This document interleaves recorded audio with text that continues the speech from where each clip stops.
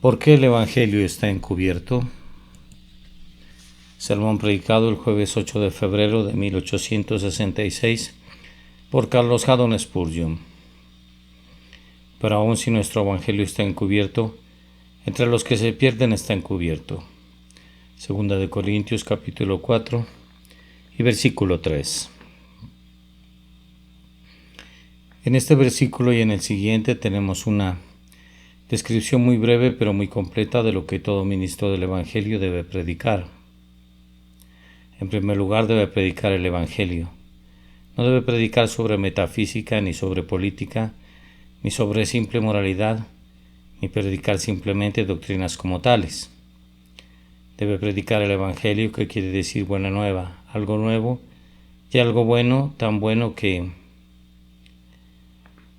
nada lo puede igualar. Son las buenas noticias de misericordia para el culpable, las benditas nuevas de que Dios baja al hombre para que el hombre pueda subir a Dios, las nuevas de bienvenida de la expiación hecha por la culpa humana. Esta nueva como buena llega como una extraña novedad para el oído atento. La mitología nunca lo soñó. El intelecto humano nunca lo hubiera podido inventar, ni siquiera el intelecto de los ángeles podría diseñar un plan tan justo para Dios, tan seguro para el hombre. La ocupación del ministro cristiano es predicar estas buenas nuevas, hacer del conocimiento de los pecadores la buena noticia de que hay un Salvador, mostrar a los culpables a Cristo y decir constantemente a cada pecador: cree en el Señor Jesús y serás salvo. A mí no me importa cuánta es la cultura o la elocuencia del ministro, aunque pueda hablar con la lengua de los hombres y de los ángeles. Si no predica a Cristo y exhorta a los pecadores a confiar en Él, ha equivocado su misión y se ha desviado del gran objetivo para el cual fue enviado. Este Evangelio es llamado en el texto nuestro Evangelio. Por esta expresión entiendo que el ministro debe aceptarlo él mismo en primer lugar antes de presentarlo a otros. Yo debo ver a Jesús como mi Salvador personal para poder proclamar a los demás: miradlo a Él y sed salvos todos los confines de la tierra. Debo ser capaz de decir: vine a Jesús y bebí de ese manantial que da vida. Y entonces, y solo entonces, debo exclamar: oh todos los sedientos, venid a las aguas. Cuán miserable e infeliz es el que predica a otros un evangelio que no comparte, pone la mesa e invita a otros para que vengan al banquete, mientras él se muere de hambre. Es como un médico atacado por la plaga que conoce el remedio para la enfermedad. Ve que otros se curan por medio de él y sin embargo se muere con el remedio en su mano. ¡Ay de mí! De todos los destinos más espantosos en el otro mundo, así como más incómodos en esta vida presente, seguramente que es el destino del hombre que predica a otros lo que él mismo no ha experimentado nunca en su alma. Bien podía llamarlo Pablo nuestro Evangelio, porque lo había salvado a él, el primero de los pecadores, convirtiéndolo en un amado apóstol de Jesucristo. Él bien podía llamarlo nuestro Evangelio porque lo había sostenido firme en tiempos de persecución y en medio de todos los peligros a los que había estado expuesto, y por el que finalmente ofrendó su vida como sacrificio. También debe ser nuestro Evangelio para tenerlo y guardarlo, o de lo contrario, no podemos predicarlo con ningún poder. En el versículo que sigue a nuestro texto se dice algo más de este Evangelio. Se le llama el Evangelio glorioso. Había algo en él que despertaba y encendía los pensamientos más nobles en el apóstol. Pablo no se vanagloriaba. Lejos esté de mí el gloriarme, decía, pero había una excepción.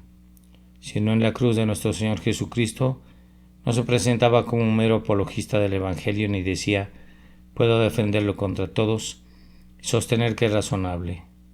Se gloriaba en él como la verdad suprema y más elevada, más sabio que toda la sabiduría de los estoicos y más lleno de alegría que todos los placeres de los epicúreos. Se gloriaba en ese Evangelio que trae perdón total y gratuito al penitente, ese Evangelio que toma a los más viles y más bajos de los hombres y los hace príncipes en la corte del Rey de Reyes, ese Evangelio que llega a los hombres que viven en la pobreza, en la esclavitud, en la degradación de la superstición, en la idolatría y en el crimen, y los saca del pozo horrible y del lodo y pone sus pies sobre la roca de la eternidad. Los lava, los viste, pone un cántico nuevo en sus bocas, los protege para que no caigan y por último los lleva donde verán el rostro de Dios y morarán para siempre en su presencia. Es ciertamente un evangelio glorioso el que puede hacer todo esto, pero la mayor parte de los hombres se comporta como el gallo que escarba en la basura, que cuando encontró una perla dijo que hubiera preferido hallar un grano de cebada. Piensan más en su maíz y en su vino, en sus fiestas y su alegría, que en las cosas inefablemente gloriosas del reino de los cielos, o que tuvieran la suficiente sabiduría para percibir las glorias de este glorioso evangelio. Pablo más adelante lo llama el evangelio de la gloria de Cristo, y bien que podía hacerlo porque todo él trata de Cristo de principio a fin. Tenme un predicador verdadero del evangelio de la gloria de Cristo y yo gustosamente lo escucharé. Me gustaría que fuera un ministro educado de ser posible, porque no hay necesidad de que mi oído sea torturado con errores de gramática, pero no me preocupo tanto por eso sino por el otro tema. Preferiría escuchar el evangelio de Cristo predicado con errores gramaticales que escuchar la mejor filosofía expuesta en la frase más ordenadas, pero que hace a un lado al evangelio de Cristo. Cuando se pone a la mesa para la cena, es bueno tener un mantel limpio de damasco y la vajilla de porcelana, los vasos de cristal cortado y la cuchillería adecuada y en sus lugares apropiados. Pero si no hay comida en los platos, todas esas cosas son una mera burla para los hambrientos que están esperando ser alimentados. Con mucho más gusto iría a una mesa desnuda y comer en un plato de madera algo para calmar mi apetito, que ir a una mesa bien puesta en la que no hubiera nada que comer. Sí, a quien debemos predicar es a Cristo, y si lo hacemos a un lado el alma misma del Evangelio. Los sermones sin Cristo causan regocijo en el infierno. Los predicadores sin Cristo, los maestros de catecismo de los domingos sin Cristo, los líderes sin Cristo, los que distribuyen folletos sin Cristo, ¿qué hacen todos ellos? Simplemente ponen a trabajar al molino sin poner maíz en su tolva. Todo su esfuerzo es inútil. Si ustedes hacen un lado a Cristo, simplemente están dando golpes al aire o van a la guerra sin ningún arma con la que puedan golpear al enemigo. Querido amigo, si no eres convertido, déjame hacer una pausa durante unos instantes para recordarte que este no es un evangelio del yo, ni un evangelio de obras, ni un evangelio de bautismo, ni un evangelio de sacerdotes, ni un evangelio de ministros, sino que es el evangelio de la gloria de Cristo. Olvida a quienes lo predican si quieres, pero no olvides al Salvador sangrante y agonizante, a quien se te pide que veas. Tu esperanza debe estar en Él y solo en Él. A Él con afecto te dirigimos y le rogamos al Espíritu Santo que cierre tus ojos para que todo lo que no sea Él, a quien Dios ha establecido para hacer propiciación por el pecado. Hay vida cuando se mira al crucificado. Hay vida en este momento para ti. Entonces mira, pecador, míralo a Él y sé salvo, a Él que fue clavado en el madero. No son tus lágrimas de arrepentimiento ni tus oraciones, sino la sangre la que espía por el alma. En Él, que la derramó a ti por ti, cree de inmediato y pon sobre Él tu carga de iniquidades. Por sus azotes somos sanados. ¿Qué más querrías? Y Él se ha hecho nuestra justicia. Te invita a ponerte el mejor traje del cielo. Oh, ¿cómo podrías estar mejor ataviado? No dudes en darle tu bienvenida.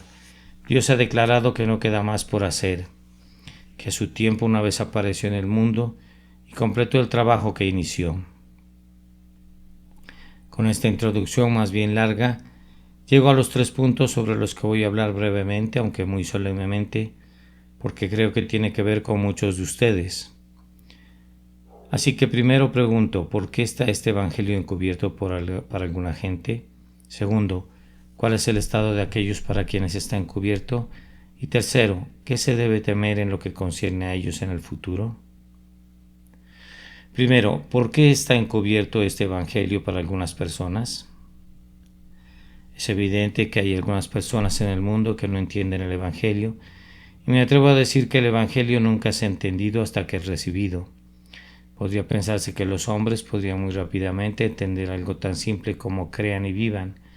Sin embargo, los que hemos sido convertidos debemos confesar que no entendimos el Evangelio hasta que lo recibimos. Estoy seguro de que nunca entendí el plan de salvación hasta que creí en el Señor Jesucristo, y cuando creí, todo el tema me pareció tan simple que me pregunté por qué no lo había entendido antes. Ustedes observan que el apóstol declara que no fue su culpa que el Evangelio estuviera encubierto para algunas personas. Y, aunque no nos podríamos comparar con ningún apóstol, tenemos tan claro este punto del lenguaje sencillo como cualquier apóstol de los que han vivido. Si nuestro Evangelio está encubierto para cualquiera de nuestros oyentes, no es por el lenguaje fino que utilizamos. Nos parece que hay quienes al predicar el Evangelio caen en una oratoria tan elocuente que su Evangelio está encubierto para los que lo oyen. Pero este no es un pecado del que no se nos puede acusar.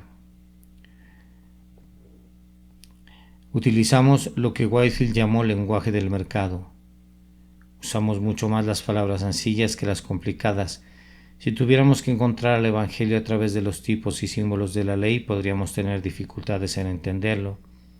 Pero el Evangelio que tenemos que predicar es este simplemente. Cree en el Señor Jesús y serás salvo. Confía en el que sufre como sustituto en tu lugar y serás salvo. ¿Puede haber algo más sencillo que eso? Tratamos de utilizar las más sencillas comparaciones de manera de presentar la verdad para que pueda ser comprendida por el más débil de nuestros oyentes. Es un asunto de conciencia, como a la vista de Dios hablar a los hombres muy sencillamente, de manera que cada uno, después que haya oído el mensaje, se vea obligado a admitir que se le ha entregado muy sencillamente. ¿Cómo es, pues, que ustedes no lo entienden? Ciertamente no es porque encubramos al Evangelio en una larga lista de ceremonias. Nunca les hemos dicho a ustedes deben ser bautizados en su infancia, deben tener padrinos que prometen todo tipo de cosas en su nombre, y luego cuando crezcan deben ser confirmados y deben asumir la responsabilidad de ustedes mismos. Oh no, nunca hemos hablado así. Los dirigimos a la Biblia divinamente inspirada y les decimos que todo lo que necesitan saber está sencillamente registrado allí. Los dirigimos a la palabra eterna que se encarnó y les decimos con todo el énfasis de que somos capaces. Nadie sino Jesús puede hacer bien a los pecadores sin otra salida. Les rogamos que no confíen en las formas y en las ceremonias, sino que busquen solo a Jesucristo y a Él crucificado, de manera que no puede ser por una falta de sencillez que el Evangelio no es entendido. Y otra vez, no puede ser por ninguna oscuridad en el Evangelio mismo. Me atrevo a decir que no hay proposición en el mundo más sencilla que la que el Evangelio nos presenta. La fórmula 2 por 2 es 4 es tan sencilla que la mente de un niño puede entenderla, y el grado de inteligencia que puede comprender eso, hasta donde concierne el intelecto, es suficiente para comprender la declaración de Pablo. Fiel es esta palabra y digna de toda aceptación, que Cristo Jesús vino al mundo para salvar a los pecadores. O la declaración de Juan, el que cree en el Hijo tiene vida eterna. Confiar en Jesucristo hasta donde ello es un acto intelectual, es un asunto que no requiere la más pequeña educación. No hay necesidad de sentarse y hacer cálculos. Aquí está Jesucristo tomando el lugar del pecador, y Dios castiga la culpa del pecador en Cristo en lugar de castigar al pecador. Todo lo que se le pide al pecador es que confíe que Cristo lo salva, y tan pronto como hace eso, Él es salvo. ¿Qué podría ser más sencillo que eso? Yo concedo que en la manera como se predica el Evangelio algunas veces hay oscuridad, pero no hay oscuridad en el Evangelio mismo. Bien, pues si así es y es así, ¿por qué es que el Evangelio está encubierto para algunas personas?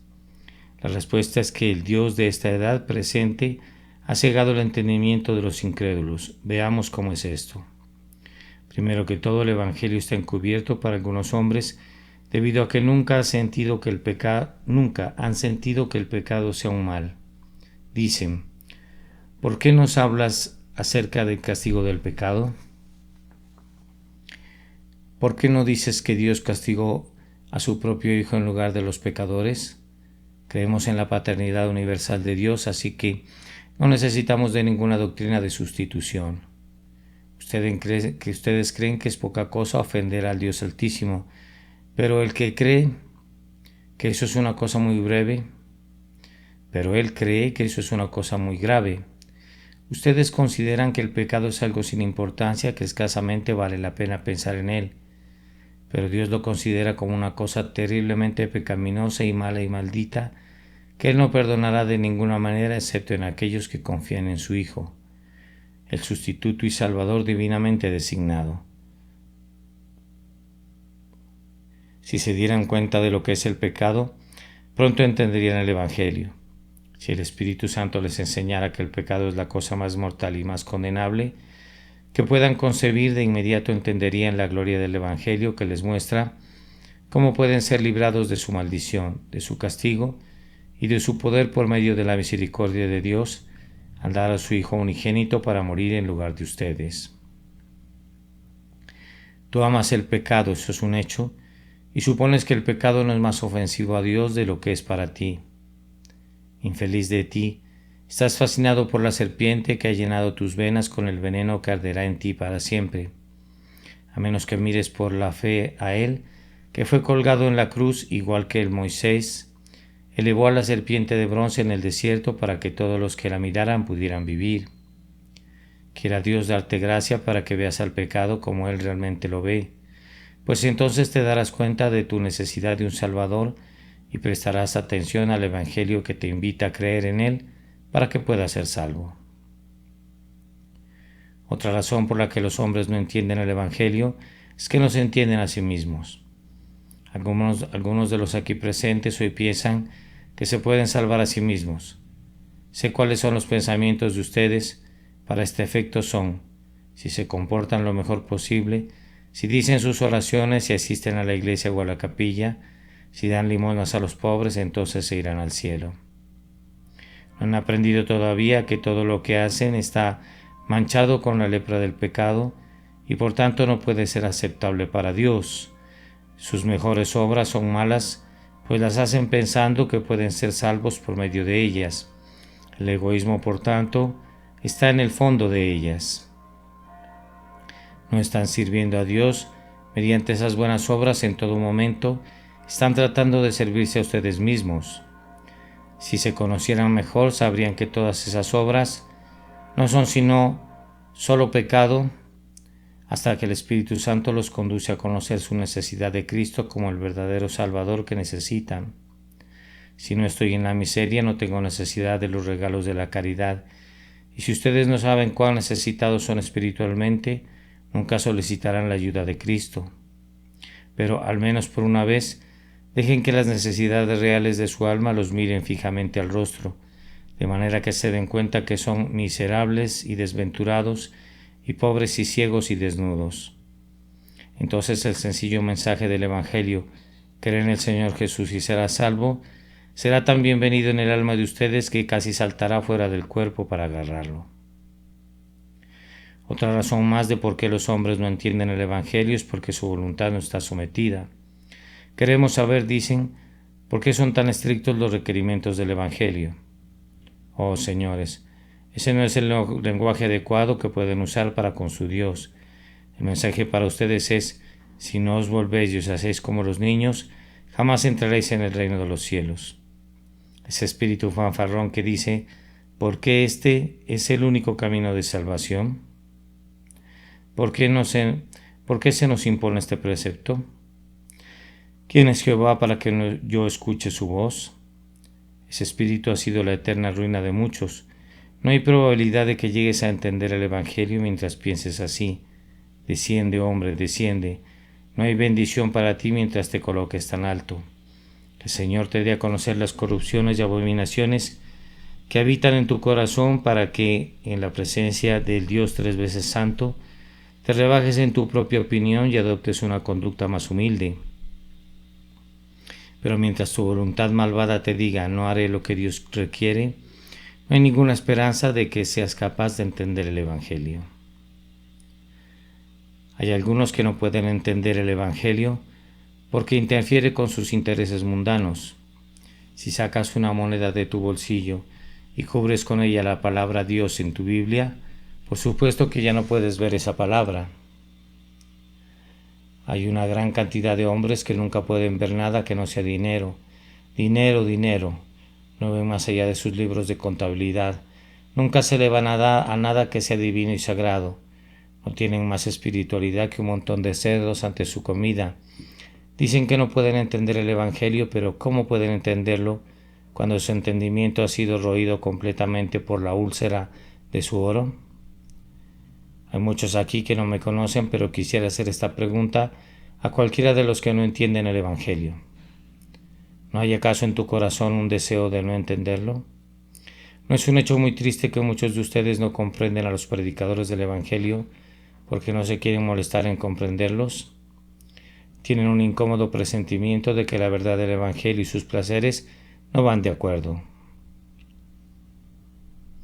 Ustedes son como los hombres que van por el camino de la bancarrota, pero que no se atreven a examinar sus libros para ver cuál es su estado, y sin embargo, ¿conocieron alguna vez a alguno que recuperara su posición, rehusando mirar a sus dificultades cara a cara?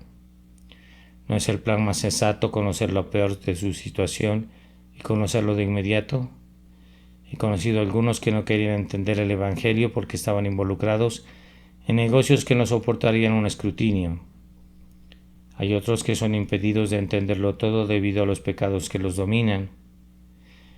Si el Señor Jesucristo concediera perdones y permitiera que los hombres conservaran sus pecados, ¿qué multitud de discípulos de esa clase tendría?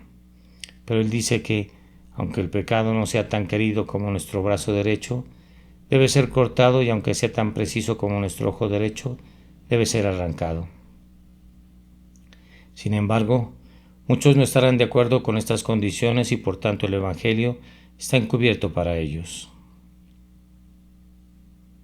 Segundo, ahora debo intentar contestar brevemente la segunda pregunta. ¿Cuál es el estado de aquellos para los que el Evangelio está encubierto? Pablo dice que están perdidos.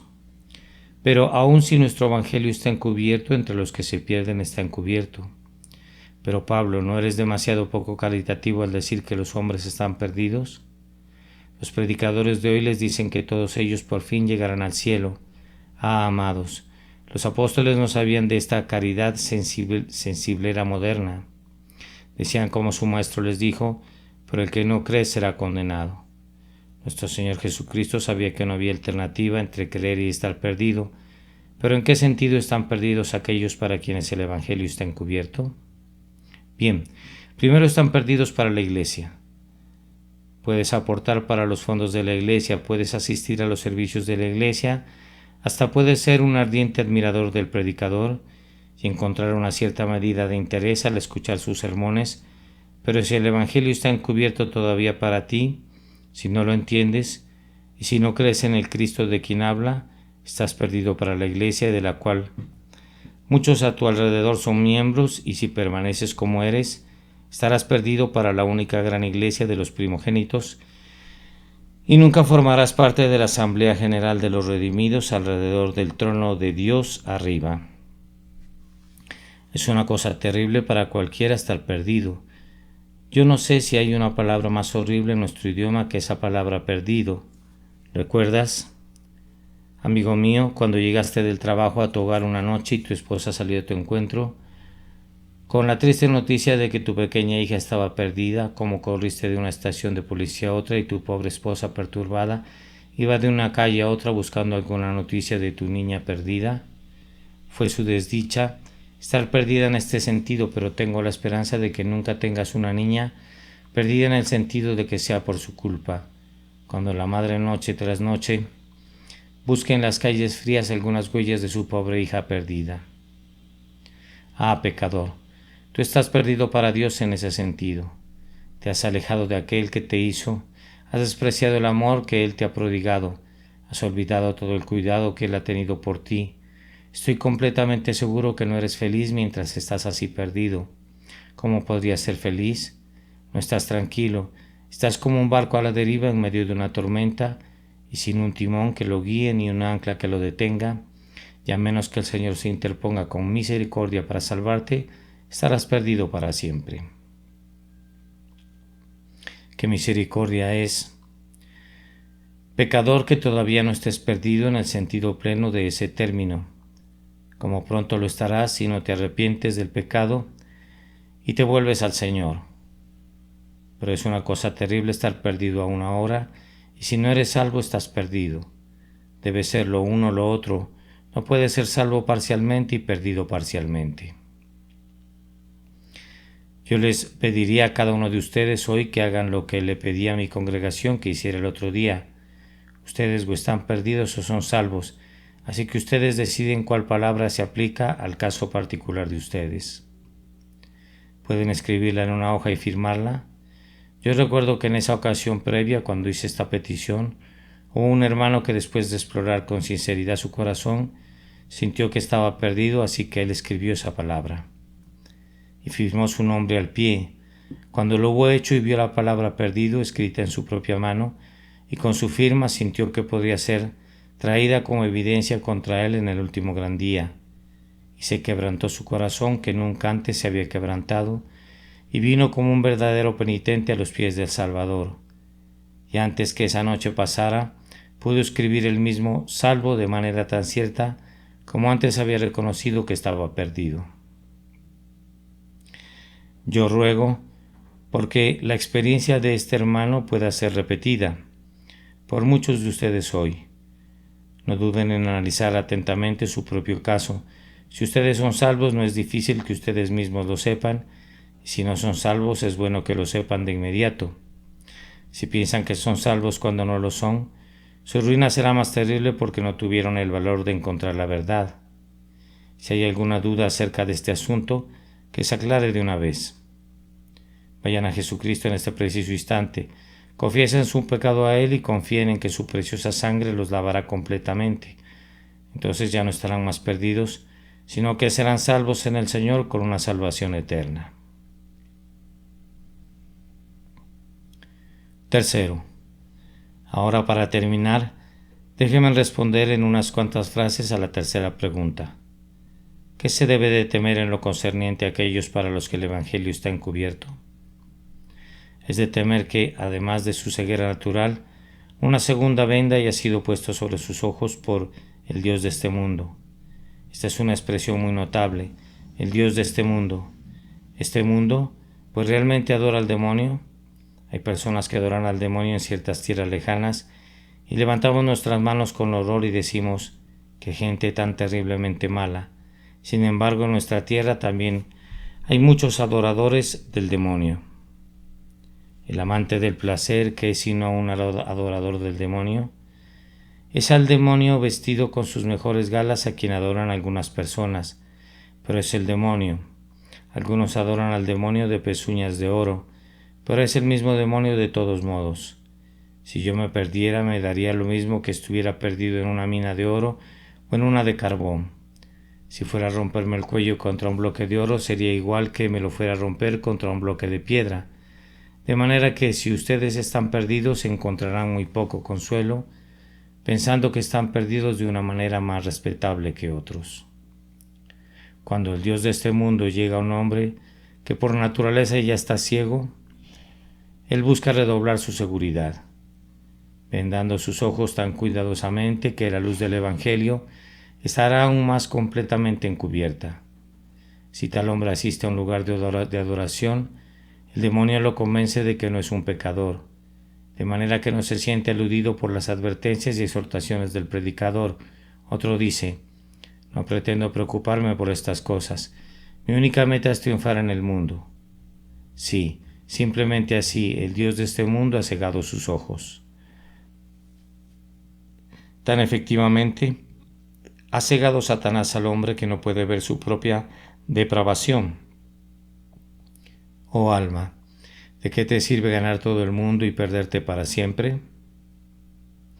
¿De qué sirve que mueras sobre una cama mullida para despertarte entre los perdidos que están en el infierno?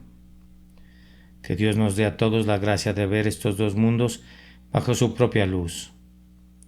Si el otro mundo es algo sin importancia, juega con él. Si este mundo lo es todo, que sea todo para ti. Puesto que tú tienes un espíritu inmortal, piensa bien dónde vas a pasar la eternidad, o dónde va a pasar la eternidad ese espíritu tuyo. Puesto que todos pecaron y no alcanzaron la gloria de Dios, entonces tú eres un pecador y tú necesitas salvación. Entonces te lo ruego, confía en Él, que solo Él puede salvar al culpable, porque no hay otro nombre debajo del cielo dado a los hombres en que podamos ser salvos, sino el nombre de Jesús, y Él es capaz de salvar plenamente a todos los que vienen a Dios por medio de Él. Acabo de decir que les suplico que confíen en Él, y eso hago. Sin embargo, este es más un asunto de ustedes que mío. El predicador del Evangelio debe tomar en serio su trabajo, pero una vez que él ha entregado fielmente su mensaje, la responsabilidad se transfiere a sus oyentes. Vive Dios, que no llevará la responsabilidad de ustedes sobre mí ante nuestro propio Maestro.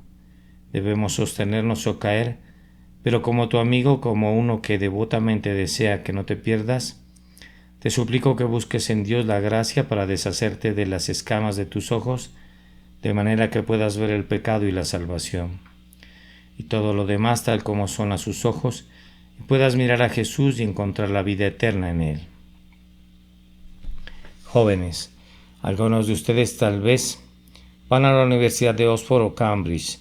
Bien, estudien duro, sean estudiantes sobresalientes si pueden, pero junto con todo el conocimiento que puedan adquirir, obtengan un entendimiento claro de las cosas eternas y busquen la sabiduría que viene de arriba. Cuando reciban los títulos que el conocimiento terrenal les proporcionará, también lleven el título más elevado que Dios les dé como hijos del reino, hijos de Dios por la fe en Jesucristo. Siéntense a los pies de los teólogos y los filósofos si quieren, pero siéntense también a los pies de Jesús y aprendan de Él, y así tendrán el honor y la gloria que duran para siempre. Busquen el honor que viene de Dios, que solo se puede encontrar cuando se cree en Jesús y se busca agradarlo en todas las cosas. Mi tiempo se ha terminado, y el tiempo de ustedes para el arrepentimiento y la fe casi ha terminado. Que las realidades de la eternidad se graben profundamente en todos nosotros y que estemos preparados cuando la muerte nos llame a presentarnos ante Dios, a demostrar que el Evangelio no estuvo encubierto para nosotros y no estemos entre aquellos que están perdidos. Que Dios nos salve por su gracia, por medio de Jesús. Amén. ¿Por qué el Evangelio está encubierto? Sermón predicado el jueves 8 de febrero de 1866 por Carlos Haddon Spurgeon en el Tabernáculo Metropolitano, Newington, Londres. Pero aun si nuestro Evangelio está encubierto, entre los que se pierde está encubierto. Segunda de Corintios capítulo 4 y versículo 3.